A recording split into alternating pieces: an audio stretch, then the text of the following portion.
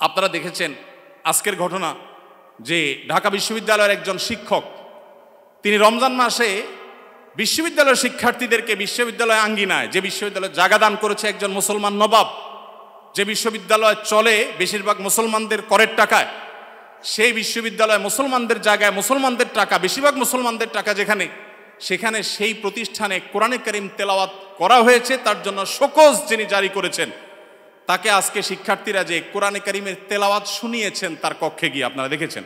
والتين والزيتون وطور سينين وهذا البلد الأمين। অবাক করা বিষয় কি জানেন, এদেশের এক শ্রেণীর মিডিয়া এটাকে নিয়ে সমালোচনা করে বলছে যে জোর করে কোরআন শোনানো তো ঠিক না। নীতিবাক্য শুনেছেন? জোর করে কোরআন শোনানো ঠিক না, মনে হয় যে জোর করে আয়নাঘরে নিছে। যারা জোর করে আয়নাঘরে নেওয়ার বিরুদ্ধে কোনোদিন একটা শব্দ বলতে পারে নাই, তারা এখন আল্লাহর কালাম শোনাইছে একজন মুসলমান দাবিদার মানুষকে, কোনো হিন্দুকেও শোনায় নাই, সেটার বিরুদ্ধে তারা প্রতিবাদ করতেছে জোর করে কোরআন তেলাওয়াত করা ঠিক না। তাহলে জোর করে কোরআন তেলাওয়াত বন্ধ করা ঠিক আছে? রমজানে যখন কোরআন তেলাওয়াত করতে দেওয়া হয় নাই, সেখানে শোকজ জারি করা হয়েছে, সেটা ঠিক ছিল? তাহলে তুমি নিজের বেলায় খুব অধিকারের পরে সোচ্চার, অন্যের বেলায় একেবারে সোচ্চার না। দেখুন, আমাদেরকে মানবাধিকারের কথা বলা হয়, আমরাও মানবাধিকারের কথা বলি, কিন্তু আমরা মানবাধিকার বলতে মিন করি একটা, ওরা মানবাধিকার বলতে মিন করে সমকামিতা, সমকামীদের অধিকার। আমরা বৈষম্য বিরোধী বলতে চাই, সমাজে হিন্দুদের প্রতি কোনো বৈষম্য হবে না, খ্রিস্টানদের প্রতি কোনো বৈষম্য হবে না, নারীদের প্রতি কোনো বৈষম্য হবে না, কারোর প্রতি কোনো বৈষম্য হবে না, হুজুর শ্রেণীপতির বৈষম্য হবে না। দাঁড়িয়ে আছে তাহলে সে চাকরির জন্য অনুপযুক্ত বিবেচনা করা হবে, দায়ের কারণে এই বৈষম্য হবে না। টুপি আছে, হিজাব আছে, সেজন্য সে ভার্সিটিতে চান্স পাবে না বা তার প্রতি বৈষম্যমূলক আচরণ করা হবে, এগুলো থাকবে না। এদেশে মানুষ এই বৈষম্য দূর করতে চায়, আর ওরা আছে এদেশে সমকামীদের অধিকার প্রতিষ্ঠা করে তথাকথিত বৈষম্য দূর করার জন্য। তো আমাদের বৈষম্য বিরোধী চেতনা আর তাদের বৈষম্য বিরোধী চেতনা এক না। আমাদের বলতে এখানে আমি হুজুর শ্রেণী কথা বলছি না, এদেশে সর্বস্তরের মানুষ যদি গণভোট নেওয়া হয়, সমকামিতাকে এদেশে অধিকার হিসেবে এই বিকৃত যৌনতা চর্চা করে আমেরিকাতে, পৃথিবীর উন্নত দেশগুলোতে যে পরিমাণ ধ্বংস ডেকে এনেছে, সেখানকার রাস্তা রাস্তা অভিভাবকরা নেমেছে প্রতিবাদ করবার জন্য। আপনার একটা ভিডিও, ভাইরাল একটা ভিডিও দেখেছেন, কোন একটা গণমাধ্যমের কোন একটা টকশো বা টেলিভিশনের কোন একটা প্রোগ্রামে বাবার সামনে তার ট্রান্সজেন্ডার একটা মেয়ে আসছে, দেখে ছেলে ছিল সে, সম্ভবত মেয়ে হয়ে গেছে, সেই চিত্র দেখে বাবা যে হাওমাও করে কেঁদেছেন, গোটা পৃথিবীর মানুষের বিবেকে আঘাত করেছে। এই বিকৃত যৌনাচারের যারা প্রবর্তক, যারা এর ধ্বজাধারী, এরা ওই বিকৃত জিনিসটাকে আমাদের দেশে প্রবেশ করাবার অপচেষ্টায় লিপ্ত আছে। এরা জানে না যে এই স্বপ্ন এই দেশের মানুষ আসলে কখনো বাস্তবায়ন হতে দিবে না।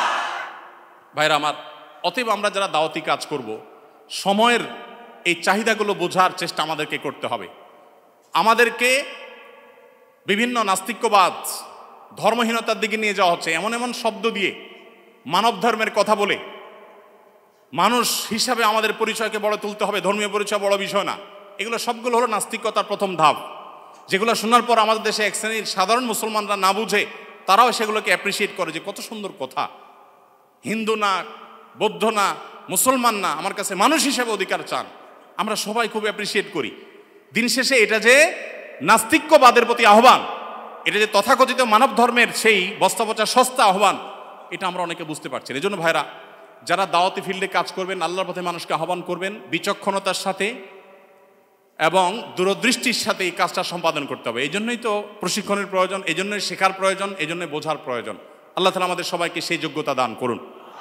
ভাইরা আমার, যত রকমের ষড়যন্ত্র আছে সেগুলো আমাদেরকে খুব গভীরভাবে উপলব্ধি করতে হবে এবং সেগুলোর বিরুদ্ধে আমাদের প্রত্যেককে সামাজিক সচেতনতা গড়ে তুলতে হবে। এদেশের মানুষ এতটাই ধর্মপ্রাণ যে দ্বীনের কারণে ওলামায়ে কেরামের প্রতি রাষ্ট্রযন্ত্রের কোনো ক্ষেত্রে বৈষম্য কিংবা কোনো ক্ষেত্রে এক শ্রেণীর মিডিয়ার বৈষম্য থাকলেও এদেশের সাধারণ মানুষের অন্তরের গহীনে ওলামায়ে কেরাম অবস্থান করেন। একজন আলেমকে যে সম্মান, যে রেসপেক্ট সাধারণ মানুষ করে, কোনো পলিটিশিয়ানকে, কোনো পদস্থ কর্মকর্তাকে তিনি যত বড়ই হন না কেন, অন্তরের গভীর থেকে প্রকৃত যে ভালোবাসা থেকে যে শ্রদ্ধাটা হয়, সেই শ্রদ্ধাটা কখনো এদেশে মানুষ অন্য কাউকে নিবেদন করে না। ওলামা একরামের প্রতি যে ভালোবাসা তাদের আছে, আমি আশা করব দায়িত্বশীলরা সেই বিষয়গুলো মাথায় রাখবেন। এখানে বিদেশিদের কোনো এজেন্ডা তারা পুশ করার অপচেষ্টায় যারা লিপ্ত যেন না হন, সেটা বিনীতভাবে তাদেরকে অনুরোধ করতে চাই। এগুলো যদি করা হয় এদেশে কোনো মানুষ সেটাকে সহ্য করবে না ইনশাআল্লাহ তাআলা। তাদের যদি সৎসাহস থাকে তারা সমকামিতাকে বৈধতা দেওয়ার জন্য আইন করার ব্যাপারে গণভোট করুক। আমার তো মনে হয় না যে 1% ভোটও তাদের পক্ষে পড়ার কোনো সম্ভাবনা আছে ভাইরা আমার। অতএব এই যে যারা আমাদেরকে মত প্রকাশের স্বাধীনতার কথা বলে এবং সবক শিখায়, তারাই যদি আমাদেরকে এমন জিনিস চাপায় দেয় যেটা এদেশের কোনো মানুষ বিশ্বাস করে না, তাহলে এর চাইতে বড় বাক স্বাধীনতা হরণার কি হতে পারে। বিধায় আমরা আশা করব যে যারা দাওয়াতি কাজ করেন, যদি আমরা আজকে উপযুক্ত মহিলা দায়ী সেরকম তৈরি করতে পারতাম, এবং অবশ্যই মহিলাদের দাওয়াতি কাজে শরীয়তের যে বাইন্ডিংসগুলো আছে, শারায়েতগুলো আছে, সেগুলো মেনটেন করে যদি করা যেত, এই সমাজের চেহারা পরিবর্তন হয়ে যেত। আমাদের আসুন্নাহ ফাউন্ডেশনে আমাদের মা বোনদের যে অংশগ্রহণ, মা বোনদের যে আগ্রহ ভালো ভালো কাজে, সেটা বেশ অনেকগুলো প্রজেক্টে আমরা দেখি যে পুরুষদের চাইতে অনেক বেশি। আমরা অনেকগুলো ইসলামী জ্ঞানের প্রতিযোগিতা আয়োজন করি, আপনারা জানেন, সেখানে হাজার হাজার মানুষ অংশগ্রহণ করেন। প্রত্যেকবার আমরা দেখি মেয়েরা সবসময় অংশগ্রহণকারীর সংখ্যায় সবচেয়ে এগিয়ে থাকে এবং ভালো ভালো পুরস্কারগুলো তারাই বেশিরভাগ ক্ষেত্রে জিতে। অতএব আমাদের মা বোনদের জন্য দায়ী গড়ে তোলার কাজ আমাদেরকে করতে হবে। আমাদের স্ত্রী, আমাদের বোন, আমাদের মা, তাদেরকে দিনের বেসিক বিষয়গুলো শেখাতে হবে এবং ওলামা ইকরামদের তত্ত্বাবধানে তাদেরকে দায়ী হিসাবে গড়ে তুলতে হবে। আবার দাওয়াতি কাজের জন্য শরিয়ার বাইন্ডিং, শরিয়ার নীতিমালাকে লঙ্ঘন করে এক জেলা থেকে আরেক জায়গায় মাহরাম ছাড়া বা যাচ্ছে তা খুশি করে সংসার স্বামী সব ত্যাগ করে করবেন তিনি, সেই দাওয়াতের কথা আমি বলছি না। কিন্তু বেসিক দাওয়াতি কাজ আমাদের মা বোনদেরকে করতে হবে এবং তাদেরকেও সেরকম ক্যাপাবল করে আমাদেরকে গড়ে তুলতে হবে। আল্লাহ তো আমাদের সবাইকে সে তৌফিক দান করুন। আমি আবারও বলছি, আমরা যারা দাওয়াতি কাজ করব, প্রথমত আমাদের ইখলাস দরকার, আল্লাহকে খুশি করার উদ্দেশ্য থাকা দরকার, নিয়তটা সহি হওয়া দরকার, আমাদের সস্তা কোনো উদ্দেশ্য যেন না হয় সে বিষয়টি মাথায় রাখতে হবে। দ্বিতীয়ত আমাদেরকে দাওয়াত দিতে হবে জেনে শুনে। আমরা যে বিষয়ে দাওয়াত দেব সে বিষয়ে খুব ভালো করে জেনে দাওয়াত দিব, না জেনে বা সামান্য ধারণার ভিত্তিতে কোনো দাওয়াত দিব না। তৃতীয়ত আমাদের দাওয়াতের ভাষা হবে অত্যন্ত কোমল। বিশেষ করে সোশ্যাল মিডিয়াতে যে পরিমাণ গালিগালাজ অনেক টুপি দাড়ি ধারণকারী, প্রোফাইল পিকচার ধারণকারী অনেকে করে থাকেন, সেটা আমাদের রীতিমতো লজ্জার কারণ হয়। বিশেষ করে এক হুজুরের ভক্ত হয়ে অন্য হুজুরের গোষ্ঠী উদ্ধার করার সময় আমাদের মুখ দিয়ে কি বের হয় কি বের না হয় সেটা বলে আসলে শেষ করা যায় না। ডক্টর খন্দকার আব্দুল্লাহ জাহাঙ্গীর রহমতুল্লাহ একটা কথা বলতেন, স্যার বলতেন যে এই দেশের মানুষের কাছে যদি আল্লাহ জান্নাত জাহান্নামের ফয়সালার জিম্মাদারে দিতেন তাহলে জান্নাত পুরোটাই খালি থাকতো। কেন খালি থাকতো? কারণ একজনের মতে আরেকজন জাহান্নামী, আবার তার মতে এই জাহান্নামী, তাহলে উভয় গড়ে জাহান্নামী, জান্নাত খালি থেকে যেত। তো আমরা এই যে জাজমেন্টাল কমেল বেশি করি, কাজের কাজ কম করি। আমাদের দাওয়াত হইতে হবে অত্যন্ত বিনয়ের সাথে, ইখলাসের সাথে, তাকওয়ার সাথে, কোমলতার সাথে। আল্লাহ আমাদেরকে সেই তৌফিক দান করুন।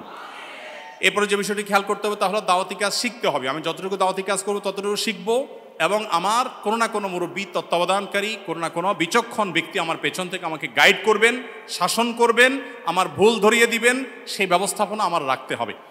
এর পাশাপাশি যেটি বলবো তা হলো দাওয়াত হবে বিচক্ষণতার সাথে, বিদগ্ধভাবে এবং বসিরতের সাথে, অন্তর্দৃষ্টির সাথে। চলমান পরিস্থিতি কি হচ্ছে, আমার কি করা উচিত সেটা বুঝে শুনে আমাকে পদক্ষেপ নিতে হবে। আমার শব্দ চয়ন, আমার উপস্থাপন, সব কিছু এটার সাথে সংশ্লিষ্ট বিষয়। তারপরে যেটি বলেছি তা হলো দাওয়াতি কাজের জন্য আমাদের মা বোনদেরকে উপযুক্ত করে তুলতে হবে, গড়ে তুলতে হবে। তারা এক একজন যাতে অন্যান্য নারীদের মধ্যে শরীয়তের উসুল এবং জওয়াবেত, শরায়েত এগুলো মেনটেন করে তা যেন দাওয়াতি কাজ করতে পারেন। আল্লাহ রাব্বুল আলামিন আমাদের সবাইকে সেরকম যোগ্য দাঈ ইলাল্লাহ হওয়ার তৌফিক দান করুন।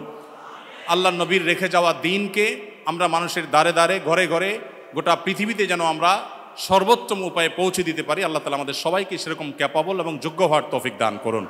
জাযাকুমুল্লাহ খাইর ওয়া আখিরু দাওয়ানা আলহামদুলিল্লাহি রাব্বিল আলামিন।